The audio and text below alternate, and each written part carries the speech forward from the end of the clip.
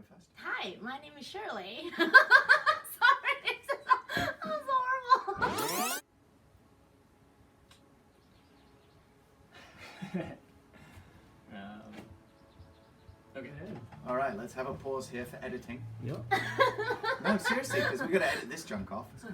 Hey y'all, first and foremost, thank you for following the gym. Thank you for being with us in our journey to bring this little project to fruition. Obviously things are slowing down at the moment with the coronavirus, but thank you for staying with us, and we look forward to picking things back up as soon as we can.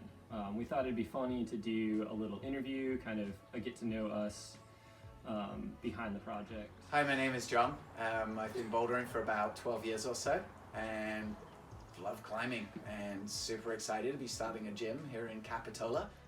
And hi, I'm Shirley. I have been climbing for about 4 years, and I'm very excited. Actually,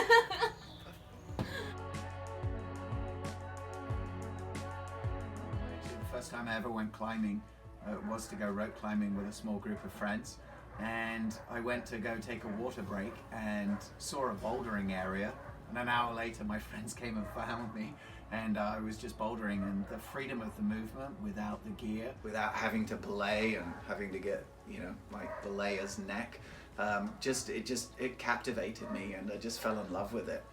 I think bouldering is just such an easy, free expression.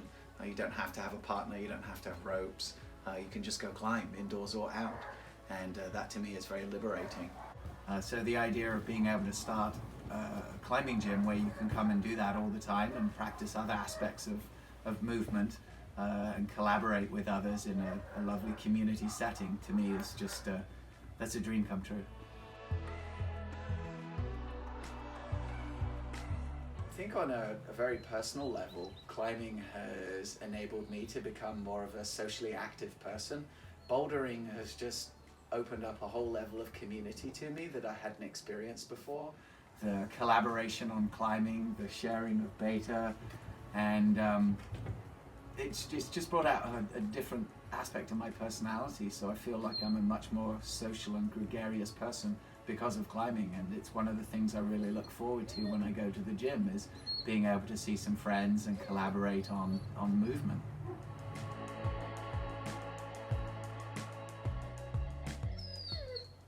That is our dog. Let's see.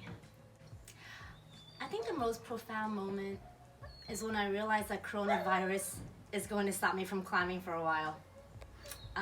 And yeah, I realized that I had such a luxury before that we can climb whenever we want, inside or out, and right now we can't do any of that. So I found climbing in 2002, 2003 at the University of Nebraska-Lincoln is where I was doing my undergrad program. We had a tiny dihedral wall with about 7 or 8 ropes on it. You could boulder the bottoms of all the top rope routes, and that's where I first started climbing, and I just loved it. I had so much fun doing it at the gym there. I've had moments in my life where I've had more or less climbing, but always came back to it because I just loved the activity itself. I loved climbing.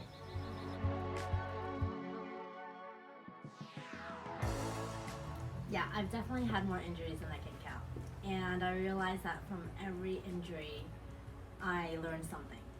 And it's usually patience, training, and to climb smarter.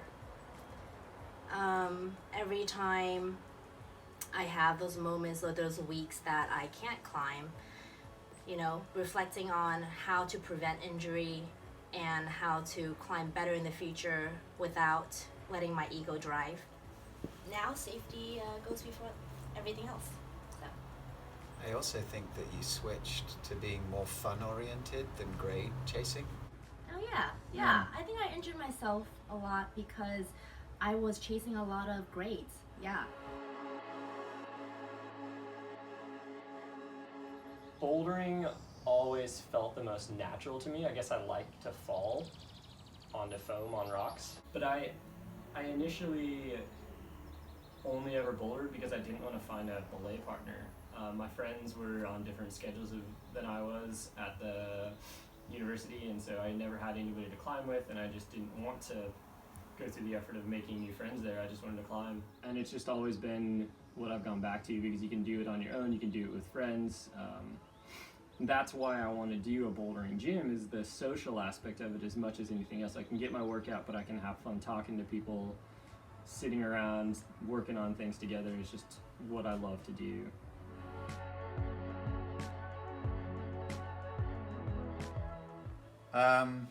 That's a tough question. There's a lot of amazing people in the climbing community, both well known and underground in the local communities. But I've got to say that probably my friend Mihao is the person who I look up to the most. I met him very early on in my early climbing days in San Francisco, and we've gone on so many adventures together. He introduced me to the joys of bouldering in Yosemite Valley, which still to this day is one of my favorite places to be. He's been a mentor. He's had many more years of climbing experience than me, and his knowledge around movement and how to engage certain muscles, etc., to perform a certain move. His ability to communicate that information to me has just been phenomenal. And it's just been inspiring and encouraging, and to have someone that you get along with so well, it's a blessing. So I'm unbelievably grateful for the people like me, how that climbing has brought into my life.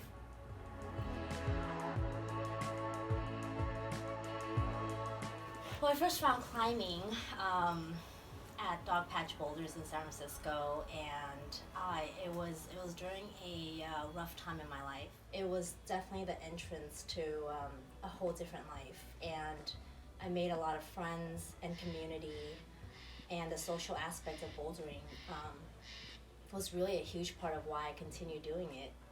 I mean, I enjoy ropes too. It's just I get really tired of cranking my neck from belaying, and I don't get to socialize as much. And I really like bouldering for that reason. And I want to open a climbing gym because what bouldering had done for me is more than I can put in words. It's been very transformative for me, so I really want to provide that safe space, that fun space for other people to also find themselves, in the midst of fun and joy, and also learning so much through life just because of it.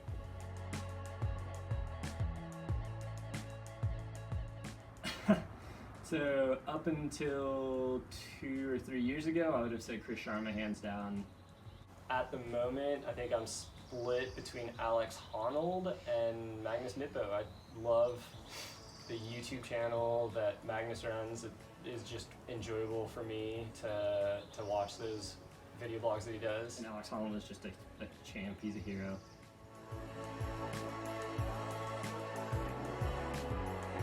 I'd really like to see both, but I think I'll have to pick the land softly and safely. Climbing, ultimately, it's about having fun and progressing and just enjoying movement. And so every time we don't fall correctly and hurt ourselves, just not worth it. And if we can just all learn how to fall like Nina Williams, then we can all really save an injury.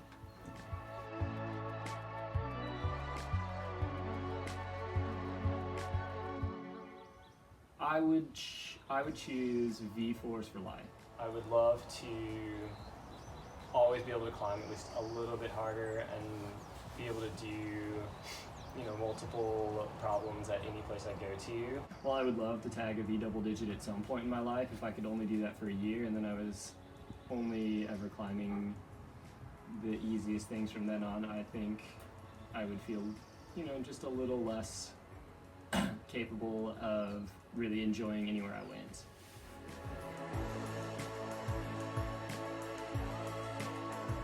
Climbing has definitely gotten way more popular in the 12 years or so that I've been going to gyms, as well as outdoor spots. The volume of people increase has been just staggering. Somewhere like Mission Cliffs in San Francisco, where I started, which was a little bit of a kind of a dingy, dark cave feel. You know, and that was the cutting edge of bouldering 12 years ago. And now if you look at somewhere like Dogpatch Boulders, it's a huge, bright open space with, you know, like God knows how many people clocking through a day. So clearly the interest in movement has grown.